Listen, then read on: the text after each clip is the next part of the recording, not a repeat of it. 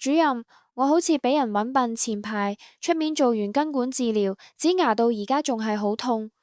我要唔要話佢知根管治療並非100%成功，存在一定嘅風險呢？佢嘅風險主要分2個方面。第一，根管清除唔徹底，殘留嘅牙髓可能會令牙齒之後發炎。例如一條10毫米嘅牙神經，如果只清走咗8毫米，患者之後就可能會再次牙痛發炎。好多人接受嘅根管治療其實係2次根管治療，就係因為第一次清理得唔夠乾淨。要判斷根管治療係咪成功都好簡單，拍張 X 光片睇下填充係咪充分就得。如果清理唔夠，但牙齒狀況仲好，可以揾醫生重新清理，只係過程會麻煩少少。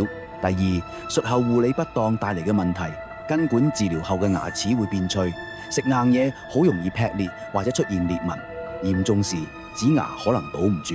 而且如果口腔衛生差，牙齒同牙冠接觸嘅部位仲有可能蛀牙，處理起嚟亦都相當麻煩。所以想做好根管治療，一方面要揾正規可靠嘅醫院同醫生，另一方面術後一定要好好愛護口腔同牙齒。唉，算啦，我決定唔話佢知啦。